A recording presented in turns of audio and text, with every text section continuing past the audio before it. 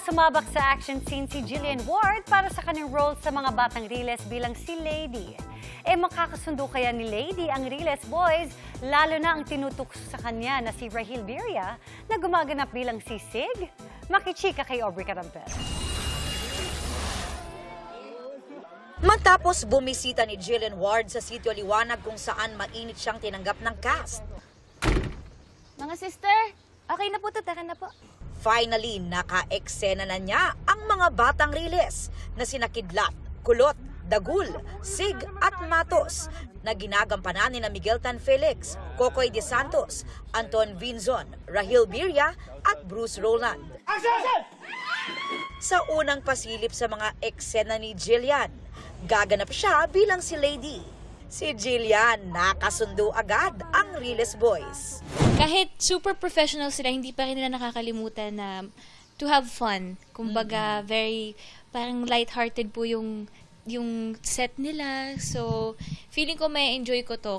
Ano naman kaya ang masasabi ng mga batang Riles sa kanilang bagong co-star? Lahat po kami excited kasi ang dami naming scenes. Pero ang tanong, sino ang pinaka Yun! excited? Malamang ako! Yeah! Si Rahil, inulan na naman ang tukso. Masaya raw kasi siya na maka-eksena muli si Jillian na nakasama niya sa abot kamay na pangarap. Dito po natin mamimit yung character ni Jill, si Lady. So yun, dito tayo. Matik, yun na yun eh. Lady or your lady? Parang lagi siyang namumula. Hindi, tsaka may share lang ako kasi usually dito sa set, kapag dating sa set, parang laging, ikaw na muna magpa-makeup, ikaw na muna magpaayos. Parang hindi pa na-set up yung puwan, nandun na, nagpapa-makeup na. Pero sabi ni Jill sa simula, di raw magkakasundo ang karakter niya at ni Rahil na si Sig. Medyo ano siya, medyo mataray siya kay Sig.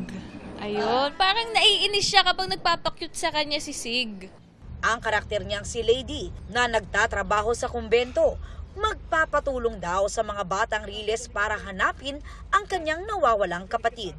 At syempre dahil puno ng aksyon ng serye, G daw ang star of the new gen sa action scenes. Gusto ko talaga matry mag-action. Actually po, nung nagpapahinga po ako, nung hindi ako nagtitaping, talagang nag-ano po ako, tumatakbo ako, ganyan, and nag-workout talaga ako, para ma-feel ko na, ay, medyo action star ako. Magpapaturo ako sa mga batang Riles dahil sila naman talaga ang pro sa ganyan.